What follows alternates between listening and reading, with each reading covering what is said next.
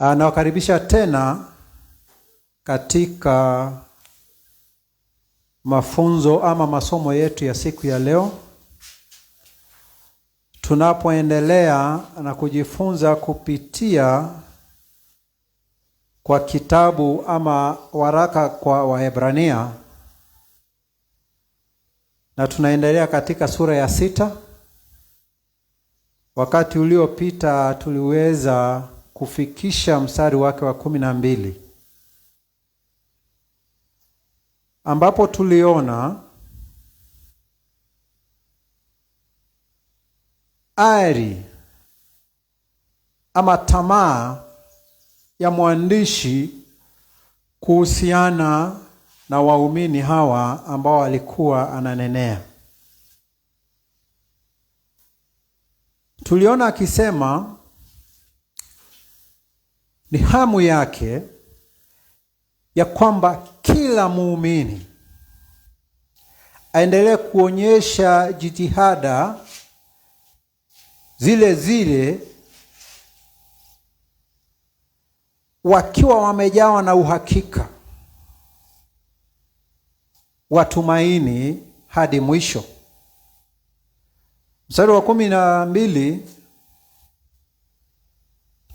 tukaona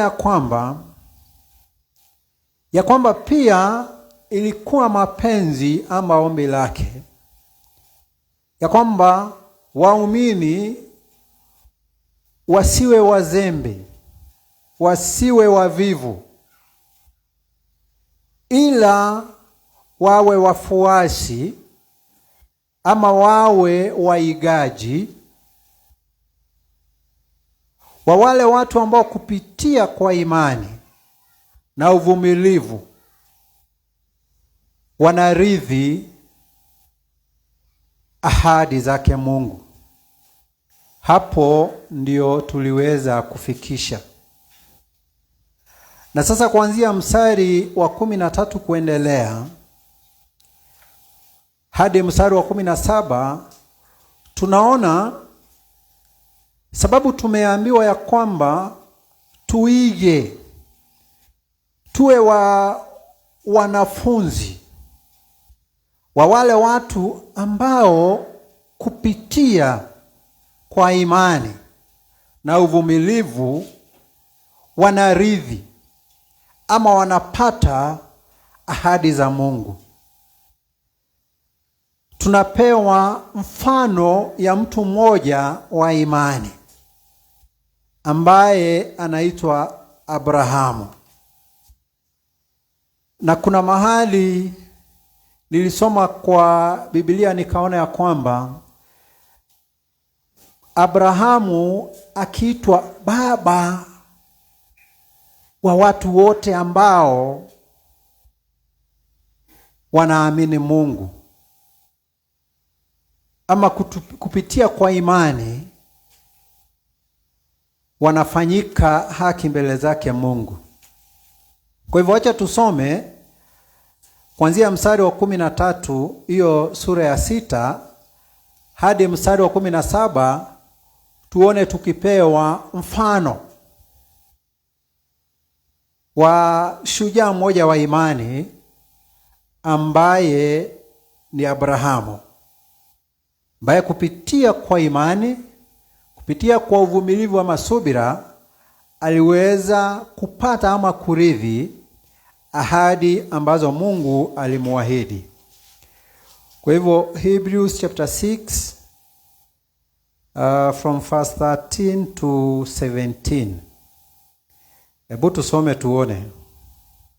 Biblia inasema hivi: kwa maana Mungu alipompa Ibrahimu ahadi, kwa sababu alikuwa hana mkubwa kuliko yeye mwenyewe wa kuwapa, aliapa kwa nafsi yake akisema, hakika yangu kubariki nitakubariki, na kuongeza nitakuongeza. Na hivyo kwa kuvumilia akaipata ile ahadi. 16. Maana wanadamu huapa kwa yeye aliyo mkuu kuliko wao, na kwao ukomo wa mashindano yote ya maneno ni kiapo ya kuyadhibitisha. Katika neno hilo Mungu alitaka kuwaonyesha zaidi sana waridhio ile ahadi, jinsi mashauri yake yasivyoweza kubadilika. Alitia kiapo katikati. Bwana asifiwe. Tumesoma, tumeona, tukielezewa jinsi ambavyo Mungu aliahidi Abrahamu. Na alipomwahidi, na ni vizuri tusome, wacha tuende Mwanzo, Genesis sura yake 22, tusome mstari wa 16 na 17 ili tupate msimamo mzuri ama msingi mzuri wa maneno ambayo yananenwa katika mahali ambapo tumesoma katika Waebrania. Tuone jinsi ambavyo Mungu aliahidi Abrahamu. Kwa hivyo Genesis 22:16 and 17. Biblia inasema hivi. Wacha tuanzie 15. Malaika wa Bwana akamuita Abrahamu mara ya pili kutoka mbinguni akasema, nimeapa kwa nafsi yangu, asema Bwana, kwa kuwa umetenda neno hili, wala hukunizuilia mwanao wa pekee. Katika kubariki nitakubariki, na katika kuzidisha nitauzidisha uzao wako kama nyota mbinguni, na kama mchanga ulioko pwani, na uzao wako utamiliki mlango wa adui zako. Bwana asifiwe. Hapo mahali tumesoma, kama unaweza rudi nyuma kidogo, ni baada ya Mungu kuagiza Abrahamu na kwamba mtae mwanaye Isaka kama dhabihu. Na tunajua venye inaenda, venye aliambia mwanawe Isaka waende mlimani wakafanyie Mungu dhabihu. Kijana anauliza babake, tunaenda kufanya dhabihu kwake Mungu, lakini mnyama wa dhabihu wako wapi? Naye Abrahamu akaambia mwanae ya kwamba Mungu atatoa. Ikaenda mpaka Abrahamu akachukua mwanae akamfunga na akamwekelea juu ya madhabahu, na akainua kichwa akitazamia kumtoa kama dhabihu. Akainua kisu akitazamia kumtoa kama dhabihu. Ndiposa Mungu akafanya aone kondoo ambaye alikuwa ameshikwa kwa pembe katika kichaka. Na hivyo basi, badala ya kumtoa mwanaye kama dhabihu, akatoa yule mwana kondoo. Sasa baada ya Abrahamu kuonyesha Mungu ya kwamba angetoa, hakuna kitu ambacho angejizuia kuachilia kwa ajili ya Mungu. Ndipo sasa tumesoma tukaona Mungu akiapa kwa jina lake ya kwamba atabariki Abrahamu, atamzidisha, na uzao wake utakuwa kama nyota za angani ama mchanga wa bahari. Sasa hayo ndiyo maneno ambayo yamenukuliwa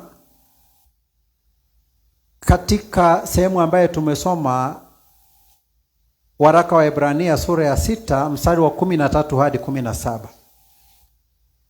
Kwa hivyo sasa nikiendelea kuelezea, sasa tukirudi katika waraka kwa Waebrania, Sasa kila mmoja wetu anajua wakati mwandishi anasema wakati Mungu alifanya ahadi na Abrahamu, na kwa kuwa hakukuwa na mwingine zaidi yake Mungu kuapa naye, akaapa kwa jina lake. Na tumesoma tukaona malaika ama Mungu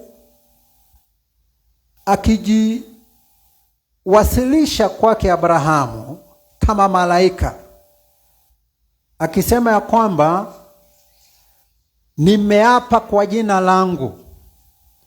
Na sasa hapa ndio tunaelezewa kwa nini Mungu aliapa kwa jina lake wakati alikuwa anamwahidi Abrahamu. Na tumejibiwa ni kwa sababu zaidi ya Mungu hakuna mwingine mkuu, hakuna mwingine kama yeye. Ndio sababu Mungu akaapa kwa jina lake, ama akaapa na yeye mwenyewe. Mstari wa 14 katika waraka wa Ibrania tunaona vile ambavyo Mungu alisema ya kwamba hakika kukubariki nitakubariki na nitakuzidisha. Kwa hivyo tumeona jinsi ambavyo Mungu aliahidi Abrahamu. Hakumwahidi tu, aliapa kwa jina lake na kisha akasema yale mambo ambaye angemtendea Abrahamu. Katika mstari wa 15 hii sura ya 6 wa waraka kwa Ibrania tunaona ya kwamba hivyo basi wakati alingojea kwa subira na uvumilivu, kwa kuvumilia akaipata ile ahadi.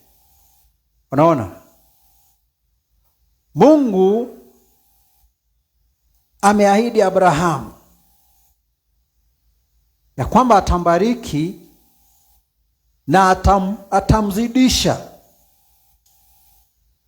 na kwamba uzao wake utakuwa kama nyota za angani ama mchanga wa bahari. Na mstari wa 15 unatuambia hakika baada ya Abrahamu kuvumilia aliweza kupata ile ahadi. Kuwa na imani na kuvumilia. Sababu kumbuka tulisoma tukaona ya kwamba wale watu ambao tunafaa kuwaiga ni wale watu ambao kupitia imani kwa Mungu na kuvumilia wanaweza kurithi ama kupata ahadi zake Mungu. Na ningetaka tu kwa kifupi tuone hii ahadi ambaye Abrahamu aliahidiwa iliweza kutimia namna gani. Ukiangalia sababu wakati Abrahamu anaahidiwa hii ahadi na Mungu, tayari alikuwa na mwanae Isaka. Tukienda katika sura ya 25 katika kitabu cha Mwanzo, Genesis 25 verse 7, tutaona Isaka akizaliwa. Hebu tusome tuone. Samahani. Tutaona Abrahamu alikufa akiwa na miaka 175. Genesis ama Mwanzo 25 mstari wa 7 inasema hivi: hizi ndizo siku za miaka ya maisha ya Ibrahimu alizoishi, miaka 175. Sasa tumeona aliishi miaka 175, na kama tunaweza kuwa tunakumbuka vizuri, alimpata mwanawe Isaka akiwa na miaka 100. Alipata mwanawe Isaka akiwa na miaka 100. Kwa hivyo Abrahamu alipokuwa akiaga, mwanawe Isaka alikuwa na miaka 75. Hiyo ni mahesabu rahisi. Unachukua miaka ambaye aliishi 175, unatoa miaka ambaye alikuwa nayo alipokuwa akipata Isaka, na ni miaka 100. Inabaki 75. Sasa wacha twende katika hiyo sura ya 25 Mwanzo, twende mstari wake wa 26. Tuone Esau na Yakobo wakizaliwa.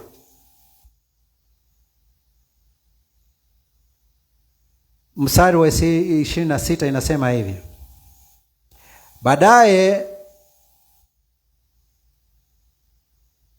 wacha turudi tuanzie mstari wa 24 ndio tuwe na msingi mzuri. Siku zake za kuzaa zilipotimia, tazama, mapacha walikuwamo tumboni mwake. Wa kwanza akatoka, naye alikuwa mwekundu mwili wote kama vazi la nywele. Wakamuita jina lake Esau. Baadaye ndugu yake akatoka, na mkono wake unamshika Esau kisigino.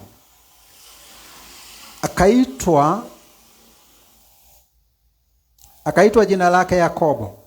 Isaka alikuwa mwenye miaka 60 mkewe alipowazaa. Unaona, Esau na Yakobo walizaliwa baba yao akiwa na umri wa miaka 60. Kwa hivyo kama Isaka alikuwa na miaka 60 wanawe Esau na Yakobo wakizaliwa,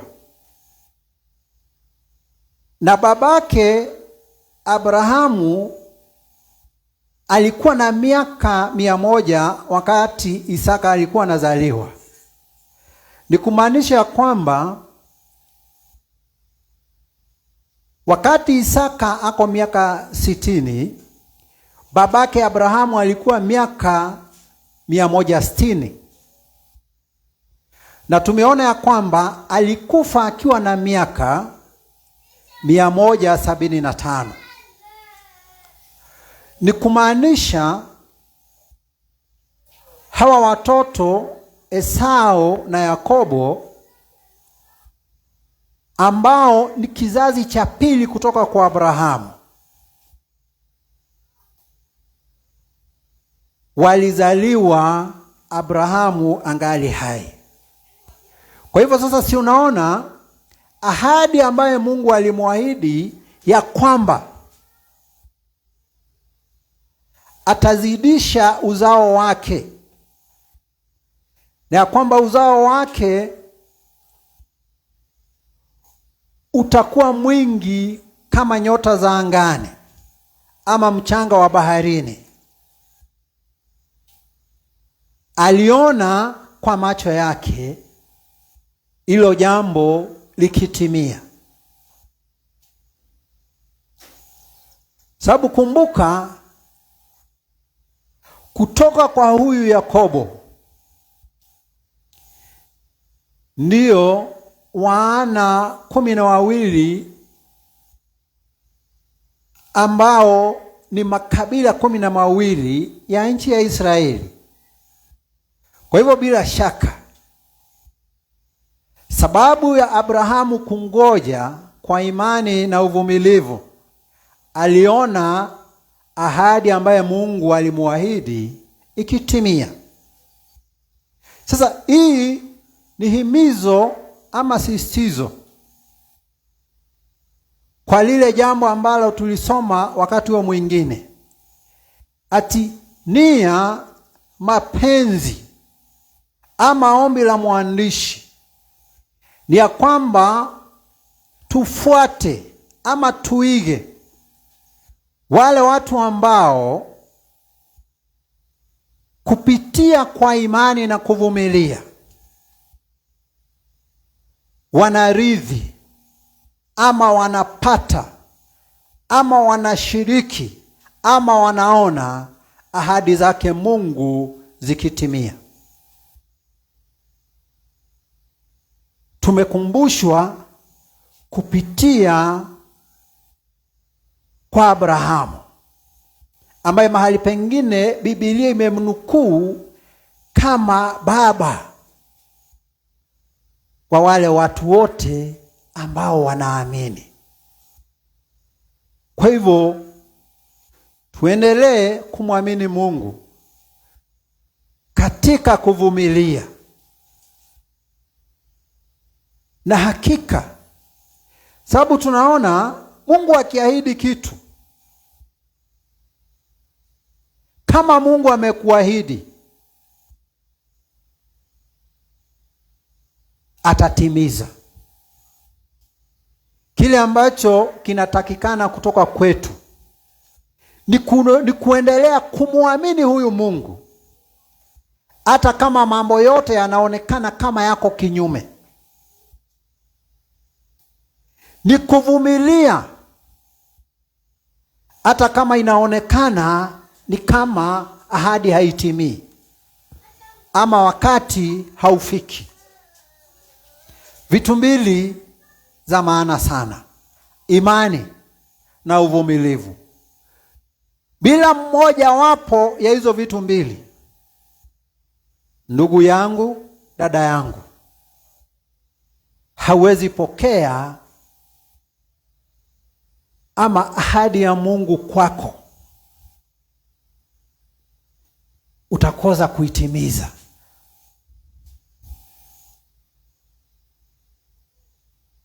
Utakosa kupatana nayo. Sababu Mungu akiahidi ameahidi, habadiliki. Lakini sasa ni letu sisi wenyewe katika imani na kuvumilia, tungojee ahadi zake Mungu ziweze kutimika katika maisha yetu. Sasa hapo tumeonyeshwa jinsi ambavyo Mungu aliapa kwa jina lake, akapea Abrahamu ahadi. Naye Abrahamu kupitia kwa imani na uvumilivu, hiyo ahadi ikaweza kutimia machoni mwake, ikaweza kutimia wakati wa maisha yake.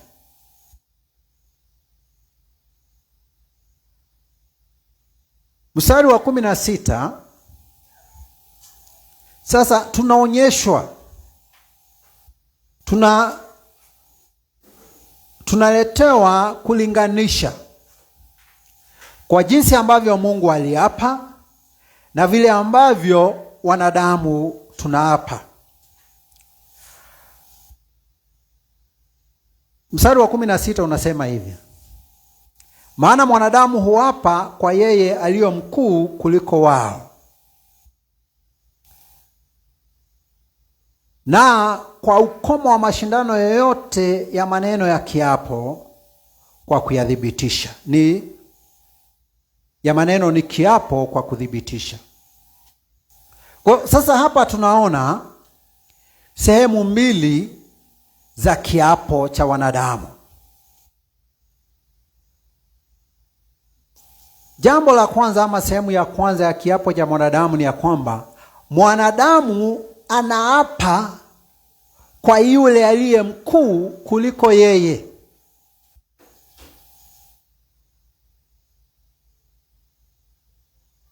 Hata nakumbuka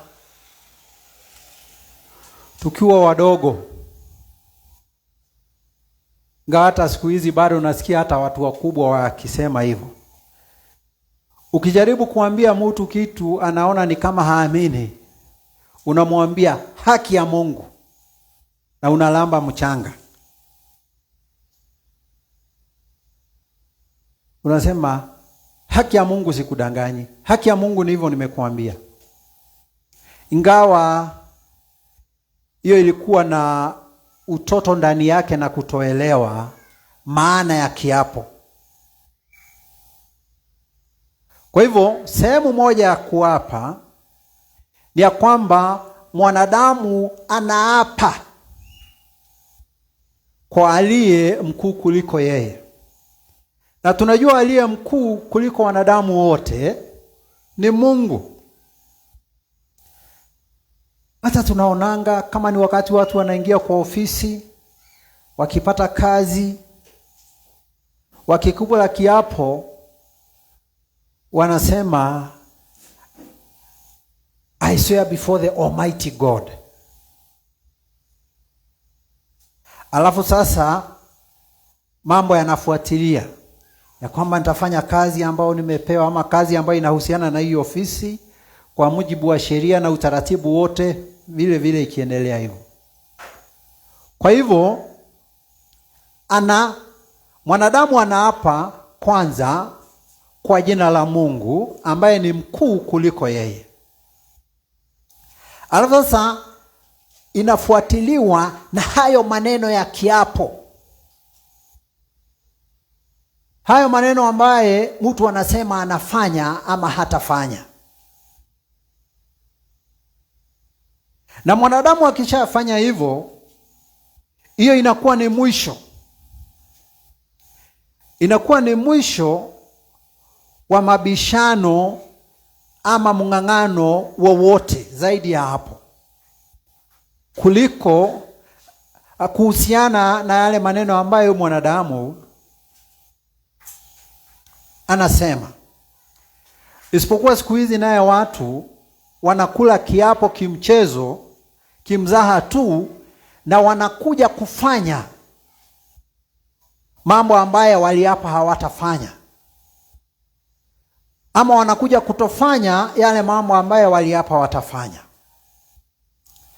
Lakini kwa yule mtu ambaye anaamini Mungu kweli na ni mwenye haki mbele zake Mungu, akiapa lazima atatenda yale mambo ambayo amesema atatenda. Na asipotenda kuna adhari zake. Na ndio unaona mtu anaapa na aliye juu yake. Yaani ni kumaanisha ukiapa kwa jina la Mungu na umemaliza kuapa na umesema maneno ya kiapo, hiyo sasa haiko kati yako tena na wanadamu.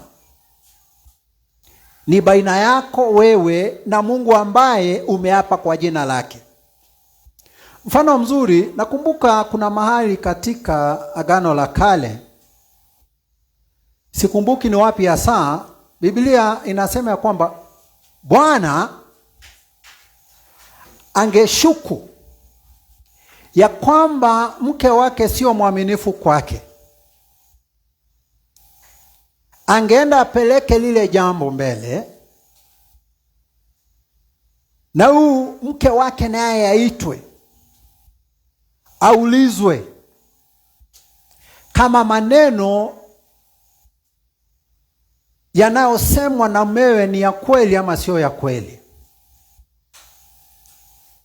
Akisema ni ya kweli, amekosa kuwa mwaminifu kwake, adhabu ya usherati ama uzinzi ilikuwa kuuawa kwa mawe, anauawa. Lakini angejua kama angejua ya kwamba yeye ni mwaminifu kwa mumewe, anasema hayo maneno sio ya kweli. Mimi ni mwaminifu na mume wangu katika ndoa.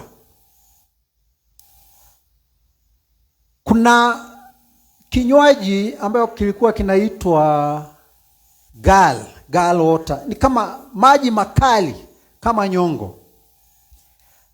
Akiamua kama amekana,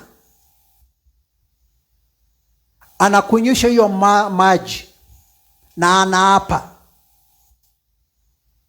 Na kama amedanganya ya kwamba amekuwa mwaminifu na hakuwa mwaminifu,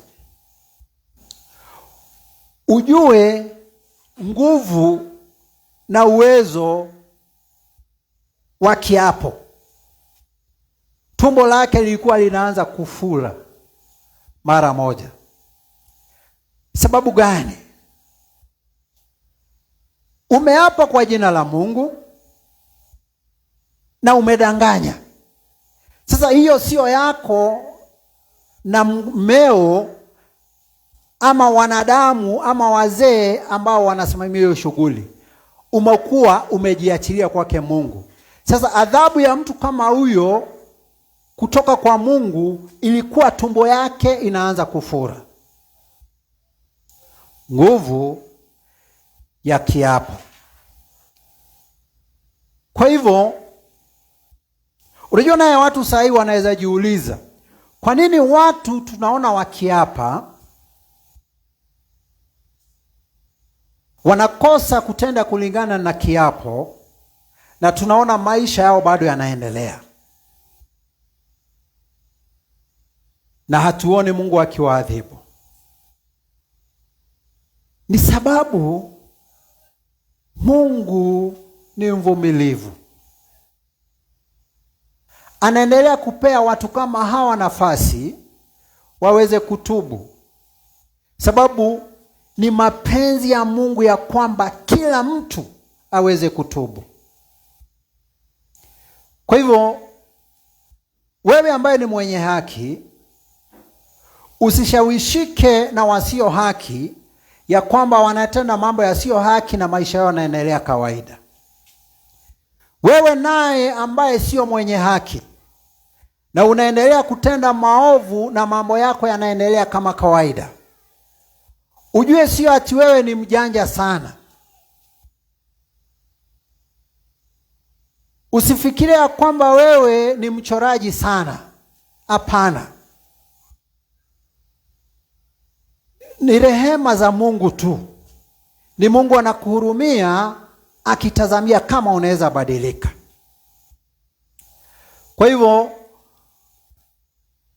tusidanganywe na matukio yaliyo katika ulimwengu, ama tudanganywe na wale watu ambao wanakejei rehema zake Mungu kwa watenda dhambi na watu waovu. Tuone ni kama kweli hakuna faida ya kuishi tukiwa haki, ama tuone ni kama watu ambao sio wenye haki wananawiri na kufaulu kuliko sisi ambao ni wenye haki. Hapana. Tuendelee kuishi tukiwa haki, sababu Mungu wetu ni mwaminifu. Hata nafikiri ile Jumapili ingine tuliona tukiambiwa ya kwamba Mungu sio mkosa haki, ati anaweza kosa kuona kazi na jitihada ambazo watu wake wamefanya. Kwa hivyo, wewe kama ni mwenye haki, endelea kuishi ukiwa mwenye haki. Mungu sio mwenye haki ya kwamba anaweza kosa kutunuku maisha ya haki ambayo unaishi. Kwa hivyo, mwanadamu mwenye haki, mwanadamu ambaye ni mcha Mungu, mwanadamu ambaye anadhamini neno lake Mungu, Mwanadamu ambaye anajua Mungu anachukia dhambi na anaadhibu dhambi, akishaapa kwa jina lake Mungu na aseme maneno ambaye atafanya ama maneno ambaye hatafanya, ni hivyo, hawezi enda kinyume. Naye kwa mwanadamu mwingine ambaye ni mwenye haki na mcha Mungu, akishaona ya kwamba ndugu yake ama dada yake ameapa kwa jina lake Mungu na amesema maneno haya, anawacha mabishano, anawacha shaka, anajua ni kama vile ambavyo amesema. Sasa tukienda katika mstari wa 17, tunaona ya kwamba, hebu tusome tuone. Katika neno hilo Mungu akitaka kuwaonyesha zaidi sana waridhio ile ahadi, jinsi mashauri yake yasivyoweza kubadilika, alitia kiapo katikati. Umeona?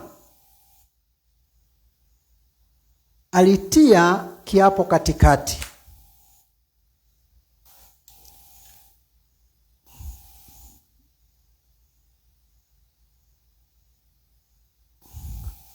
Sasa tunaona tumepewa mfano wa vile ambavyo mwanadamu anavyoapa, mwanadamu mwenye haki. Wachana na wakora na watu ambao wanachezea Mungu, ama mtu ambaye anajua ninainua hata Biblia ninasema hivi na najua ni sitafanya ama nitafanya vile ambavyo nasema sitafanya. Biblia inaongea kuhusu mtu mwenye haki, mtu mcha Mungu. Huo ndio mfano ambao tumetolewa. Sasa mstari wa 17, vile vile Mungu akitaka kuonyesha zaidi sana wale ambao wanaridhi ahadi yake Mungu, jinsi ambavyo maneno yake, makusudi yake ama nia yake haiwezi badilika, alihakikisha na kiapo. Unaona? Sasa ili tuone ama sababu ya Mungu zaidi ya kuahidi Abrahamu kuhakikisha ahadi yake kwa kiapo ilikuwa gani? Na tumesoma hapa tukiona ya kwamba Mungu alikuwa anakusudia ya kwamba zaidi aweze kutuonyesha sisi ambao ni warithi wa ahadi zake, jinsi ambavyo makusudi yake, mipango yake na nia zake haziwezi badilika kamwe. Hebu angalia uone. Na ningetaka hapa tuweze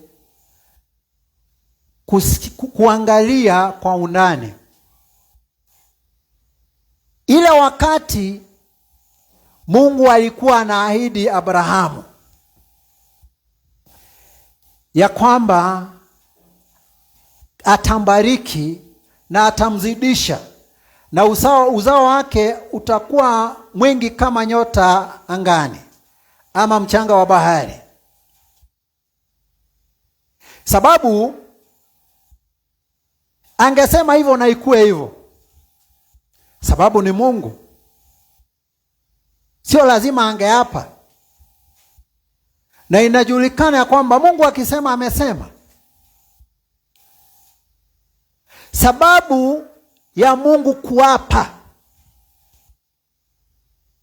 kwa Abrahamu ni sababu yangu na wewe ambaye unanisikiza siku ya leo. Katika mawazo yake alikuwa ananifikiria na alikuwa anakufikiria. ili wakati kama huu tunaposoma hili neno tuwe tuna hakikisho zaidi. Sisi ambao tunaridhi ahadi zake Mungu, ya kwamba neno la Mungu, mipango yake na kusudi zake haziwezi badilika. Angesema tu aambie Abrahamu nitakubariki, na ingekuwa hivyo, sababu ni Mungu. Lakini aliongeza kuapa, na kuapa kwa jina lake, sababu yetu ambao tunasikia hili neno siku ya leo, ya kwamba tuwe na hakikisho zaidi ya kwamba kusudi zake Mungu, mipango yake Mungu na nia yake Mungu haiwezi badilika. Na unajua hili jambo tunafaa tulichukue kwa uzito sana. Kwa mfano, tukiangalia mpango ama mapenzi na kusudi yake Mungu ni ya kwamba kila mwanadamu aweze kuokolewa. Mwanadamu aweze kukombolewa kutokana na dhambi. Hiyo ni hivyo, na iwezi badilika.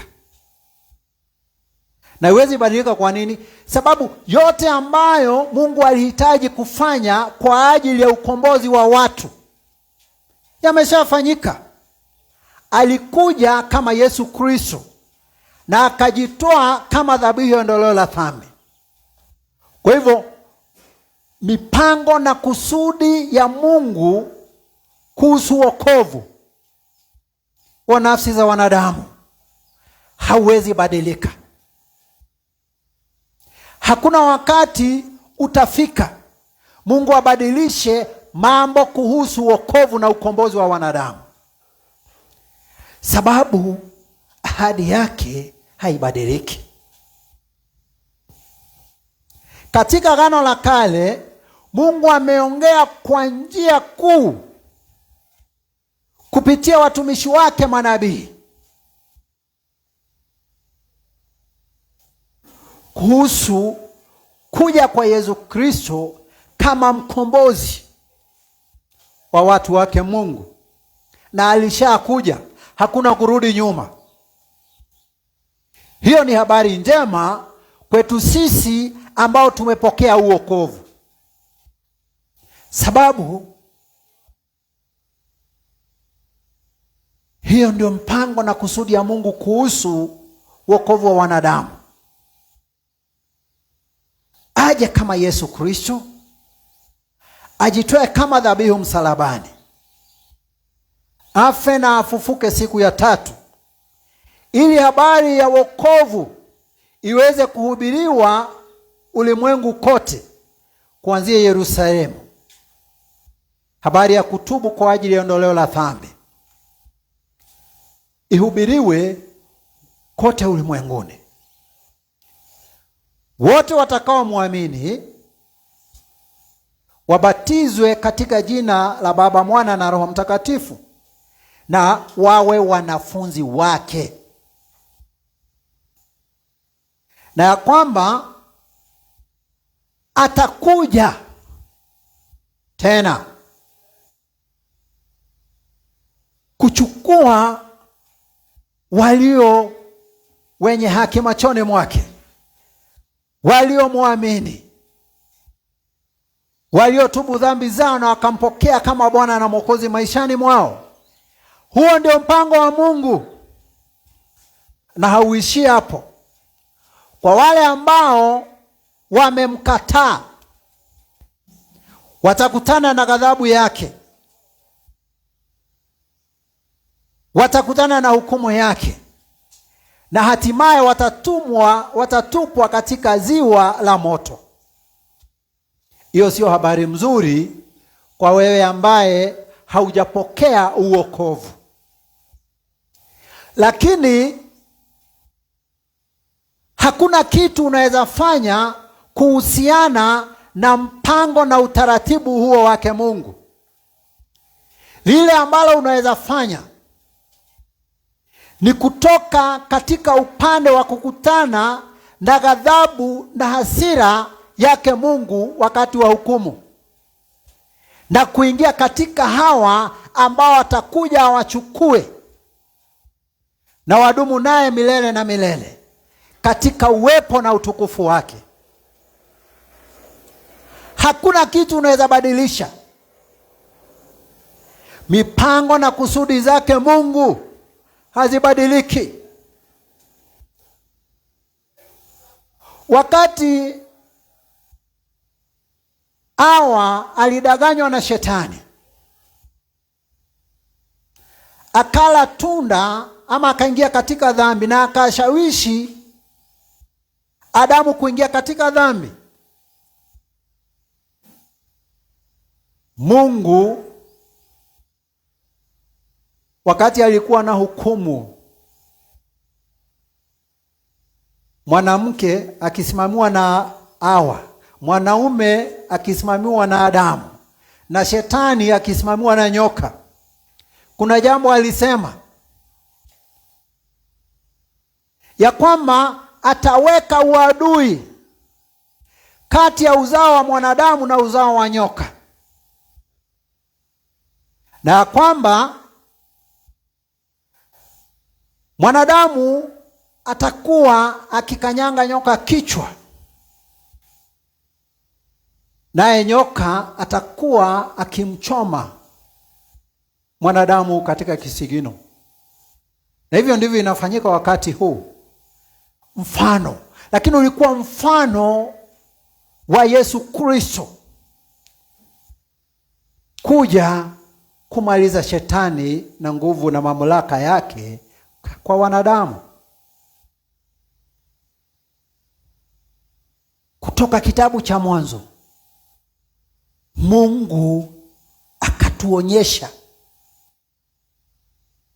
kupitia kwa maandiko yake matakatifu kuhusu kuja kwa Yesu Kristo kuangamiza utumwa wa shetani kwa wanadamu. Na hakuna jambo unaweza fanya kubadilisha. Njia ya wokovu ni kupitia kwa Yesu Kristo. Hauwezi badilisha hiyo, upende na usipende.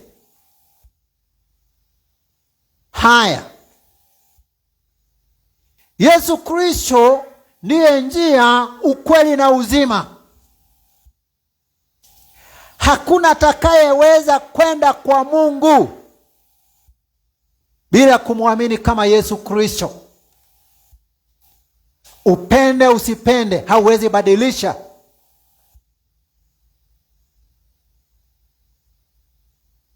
Biblia imesema ya kwamba bila haki na utakatifu hakuna atakayemuona Mungu. Hauwezi badilisha hiyo. Haiwezi badilishwa. Sababu yale mambo ambaye Mungu amekusudia na kupanga haiwezi badilika. Unaona? Kwa hivyo lile jambo ambalo unaweza fanya, nafasi ambaye Mungu ametuachia, ni kuamua utakuwa upande huu ama utakuwa upande huu mwingine. Hilo halazimishi, lakini utaratibu ameuweka tayari. There is nothing you can do about it. Hauwezi. Hata uwe mpinzani kiasi gani, hata uwe muovu kiasi gani, hauwezi badilisha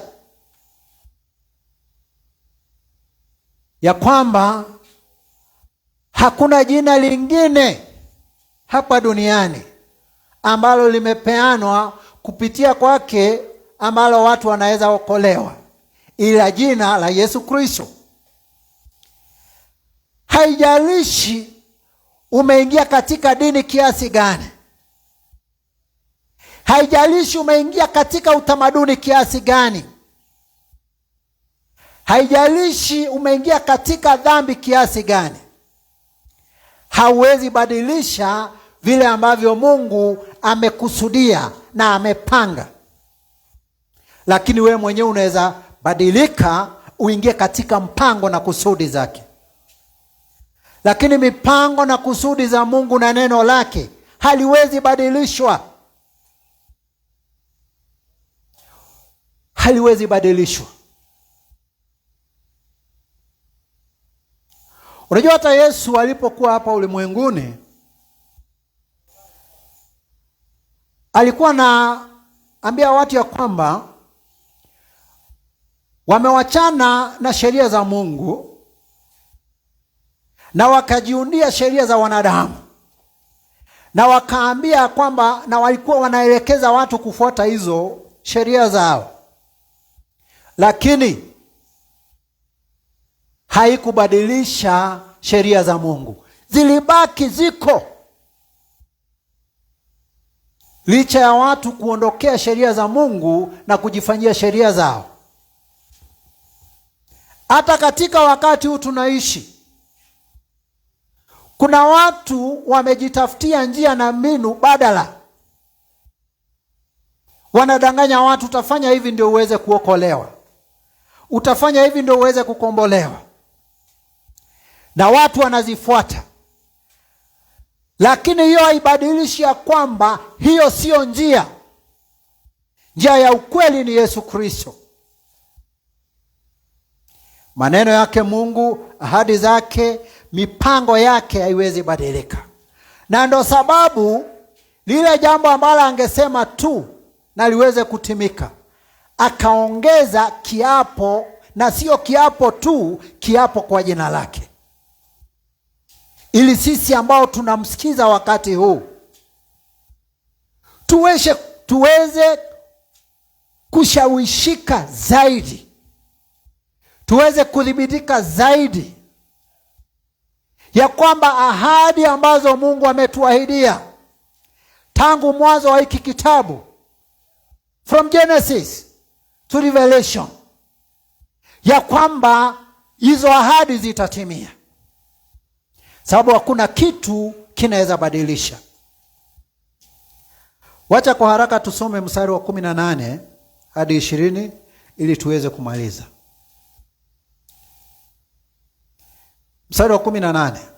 Ili kwa vitu viwili visivyoweza kubadilika, ambavyo katika hivyo Mungu hawezi kusema uongo, tupate faraja iliyo imara, sisi tuliokimbilia kushika matumaini yale yawekwayo mbele yetu, tulio nayo kama nanga ya roho, yenye salama, yenye nguvu, yaingiayo hata mle mlimo ndani ya pazia, alimoingia Yesu kwa ajili yetu, mtangulizi wetu.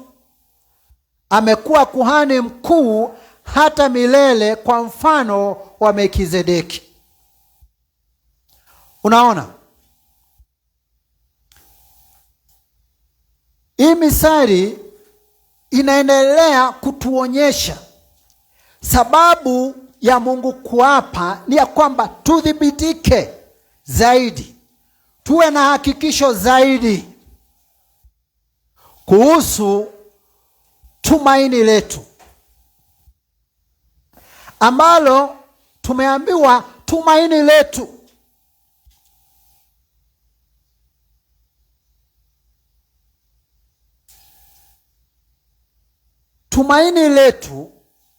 sababu Mungu anataka tudhibitike na tuhakikishe kulihusu kwa vitu viwili ambavyo Mungu hawezi danganya kuzihusu.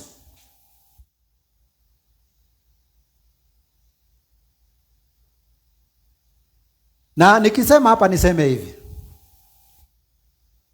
Wakati Biblia inasema ya kwamba kuhusu vitu mbili ambavyo Mungu hawezi danganya kuhusu, haimaanishi ya kwamba Mungu anaweza danganya kuhusiana na vitu zingine ati lakini hizi mbili hawezi danganya. Hapana. Biblia inaandikwa hivyo ili tuweze kuona ama iweze kuhakikisha ukweli wa Mungu kuhusu haya mambo mawili. Mungu akiapa kwa Abrahamu, aliapa kwa vitu viwili. Akaapa kwanza kwa jina lake, ati nimeapa na sitaghairi. Kwa hivyo kitu cha kwanza aliapa kwa jina lake. Kwa hivyo kuhusiana na jina la Mungu, kuhusiana na Mungu mwenyewe ni ukweli, ukweli mtupu. Hakuna chochote kando na ukweli kuhusiana na Mungu. Kwa mambo mawili ambaye ni ukweli, ukweli, ukweli. Jambo la kwanza tumeona ni kuhusu jina lake Mungu. Sababu tulisoma tukaona wakati mwanadamu anaapa na vitu mbili. Kwanza anaapa kwa jina la Mungu aliye mkuu kuliko mwanadamu yeyote. Na kisha ili kuondoa mabishano ama wasiwasi yoyote, anafuatisha na kuapa kuhusiana na maneno atakayosema ama kufanya. Kuhusiana na maneno atakayofanya ama akose kufanya kulingana na kiapo. Sasa Mungu tumesoma tukaona katika kitabu cha Mwanzo, aliapa mwanzo na jina lake. Pili, akaapa kuhusiana na yale mambo ambaye atafanyia Abrahamu. Akasema ya kwamba hakika kukubariki nitakubariki, kukuzidisha nitakuzidisha. Kwa hivyo Mungu aliapa na vitu viwili, jina lake, na jambo la pili akaapa kuhusiana na lile jambo ambalo alisema atafanyia Abrahamu. Umeona? Kwa hivyo wakati tunaambiwa ya kwamba Mungu aliapa kwa vitu viwili ambavyo haziwezi badilika, hivi vitu viwili ambavyo haziwezi badilika ni yeye Mungu mwenyewe, jinsi alivyo, yeye alivyo. Na ndo sababu wakati Abrahamu alimuuliza, hata na Musa pia akamuuliza, alimwambia I am, mimi ndiye. Hakushinda akimwambia mambo mingi ati akimuelezea kulingana na wakati ule. Alimwambia mimi ndiye. Hata akaambia Musa, hili nalo ndio litakuwa jina langu milele na milele. Nitaitwa Mungu wa Abrahamu na Mungu wa Isaka na Mungu wa Yakobo. Hakuwa anaitwa hivyo katika Agano la Kale peke yake. Alisema milele na milele. Hata leo anaitwa Mungu wa Abrahamu na Mungu wa Isaka na Mungu wa Yakobo. Yeye mwenyewe Mungu habadiliki, mambo yake habadiliki. Jambo la pili ambalo haliwezi badilika kuhusiana na Mungu ni yale mambo ambayo amesema atafanya. Yale mambo ambayo amesema atafanya. Ahadi ambazo ameahidi. Ahadi ambazo ameahidi wenye haki. Vile ambavyo amesema atawafanyia, atafanya. Na pia hata ahadi ambazo wameahidi waovu, wapinzani wake, wale ambao wamemkataa.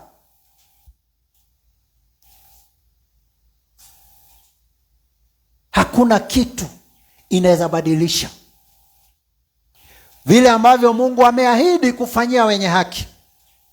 Haiwezi badilika. Hata wenye haki wakuwe wamepunguka kiasi gani, aliyoahidi atatenda. Naye yale ambaye ameahidi kwa wetenda dhambi, kwa wapinzani na waasi, hata wawe wengi kiasi gani, haibadiliki, atatimiza. Ahadi ambaye amekuahidi kama we mwenye dhambi, usipobadilika, itakuja kutimia. Ukibaki katika hicho kikundi cha wenye dhambi na waovu na watu wa kumwasi Mungu aliyoahidi kutendea hao watu, atakutendea. Tumeambiwa ya kwamba imani yetu, tumaini yetu imekuwa kama nanga ya nafsi zetu, the anchor of our souls. Na hapa ningetaka tuweze kujua ya kwamba Biblia haijasema the anchor of our flesh. Imesema the anchor of our souls, nafsi zetu. Kwa hivyo yale mambo ya kimwili, yale mambo ambayo mwili unapenda, mawazo na mitazamo ambaye ni kinyume na haki na utakatifu wake Mungu,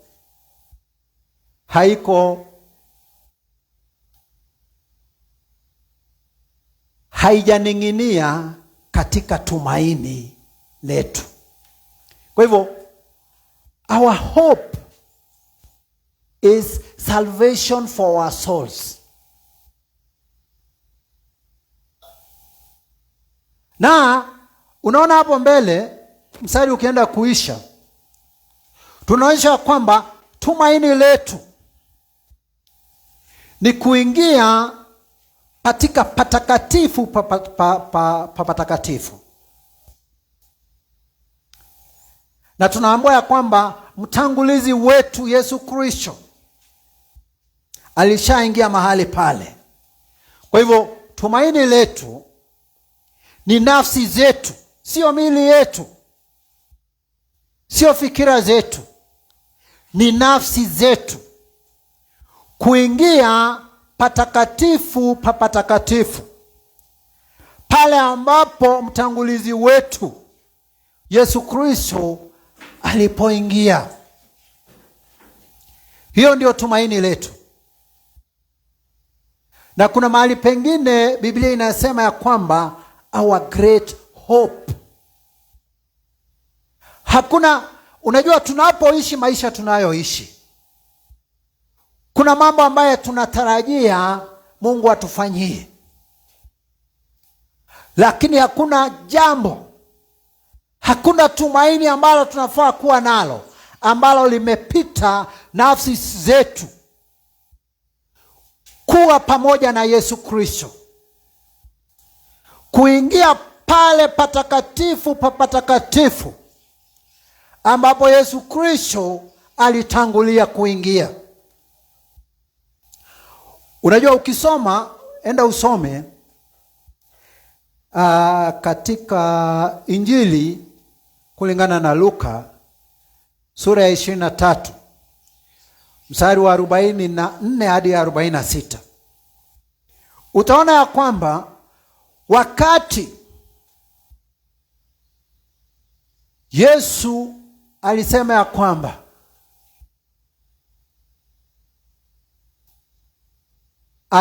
unto you Father I commit my spirit, ama soul. Na Biblia inasema ya kwamba aliposema ya kwamba na nafsi yangu naikabidhi mikononi mwako, akapumua mara ya mwisho na akafa, nafsi yake ikatoka. Na ukisoma hapo, Biblia inaonyesha yale mambo ambayo yalifanyika wakati Yesu alipumua ya mwisho, wakati nafsi yake ilitoka. Biblia inasema ya kwamba pasia ya hekalu ilikatika kuwili. Kitambaa kilichokuwa kinatenganisha patakatifu na papatakatifu papatakatifu,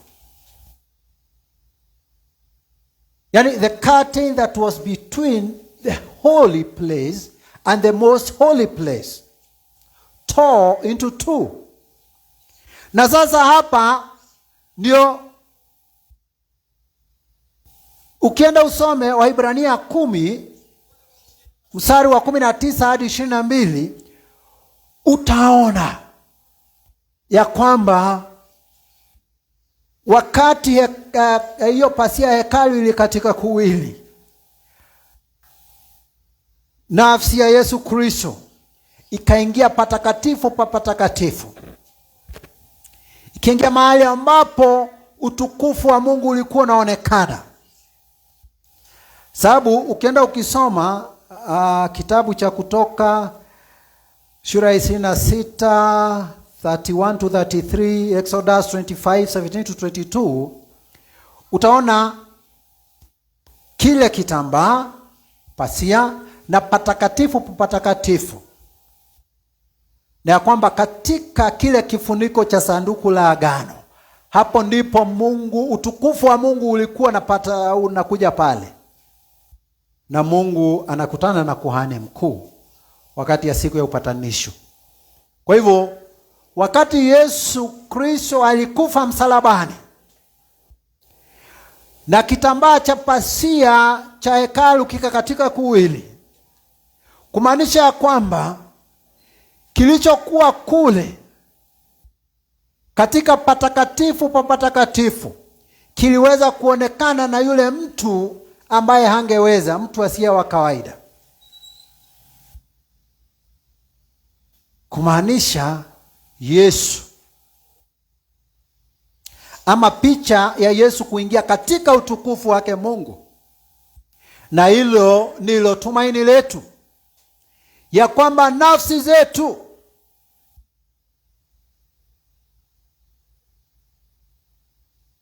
ziweze kujumuika pamoja na Yesu Kristo ambaye ni Mungu Mwana katika uwepo na utukufu wake atakapokuja tena mara ya pili.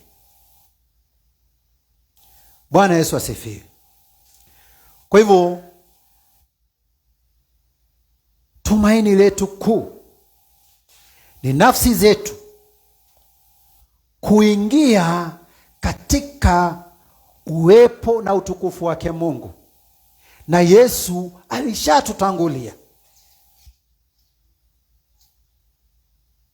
Yesu alishatutangulia.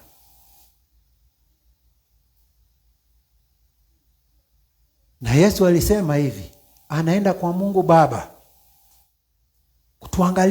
kutuandalia makao, na atakapomaliza atakuja kutuchukua. Na akasema nyumbani mwa Baba yake kuna vyumba vingi, na kama haingekuwa hivyo angetuambia. Kwa hivyo Mungu alisema ya kwamba ameenda kutuandalia mahali, na pakikamilika atatukujia. Hiyo ndio tumaini letu kuu. Na tumeona ya kwamba imani yetu ni nanga. Unajua nanga ni anka.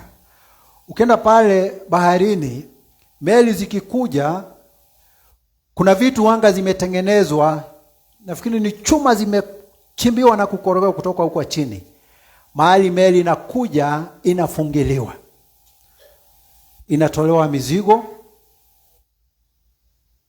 ama wasafiri wanapumzika, inafunguliwa wakati itakuwa ikienda. Ikishafunguliwa hiyo nanga, haiwezi toka hapo, hata mawimbi ya bahari yawe kiasi gani. Nanga ya nafsi yetu, tumaini ya kujumuika pamoja na Yesu Kristo katika uwepo na utukufu wake kwa nafsi zetu, ndiyo inafanya nafsi zetu ziwe na nguvu. Ndio inafanya nafsi zetu zimtazamie Mungu. Ndio zinafanya nafsi zetu ziendelee kuishi na kunawili, hata kama tunaonekana kama tunadhoofika, watu wakituangalia kwa macho. Sababu it's about our souls. Sio kuhusiana na hii mili. Biblia imetuelezea kwamba hii mili itabadilishwa. Kwa nini mwili ambao hautodumu nao milele ukutoe katika tumaini la umilele? Kwa nini? Na tumeambiwa vizuri sana, our hope is the anchor for our soul, not our flesh. Kwa nini tunapotea katika mambo ambayo mwili unapenda? Kwa nini tunapotea katika mitindo na mitazamo na maono ya kidunia? Tuangamize nafsi zetu. Naomba ya kwamba Mungu atusaidie tuweze kukesha kiroho, ili tusiwe tumetoka katika nanga ya nafsi zetu na tumeenda kujiweka katika nanga ya miili yetu na mambo ya kidunia. Sababu wale ambao wameweka nafsi zao katika hiyo nanga ya tumaini la kudumu na Yesu milele na milele katika uwepo na utukufu wake, hao Yesu atakapokuja watasema kweli wameshinda. Lakini kama nanga ambayo umewekelea ama umehuku sio hiyo ya tumaini la umilele, ndugu yangu, dada yangu, umepoteza. Lakini bado kuna nafasi ya kurekebisha na kuweka nafsi zetu katika nanga ya tumaini la umilele. Nashukuru Mungu sababu ya umbali ambao ametuwezesha kufika. Mpaka wakati ujao, Mungu azidi kutubariki.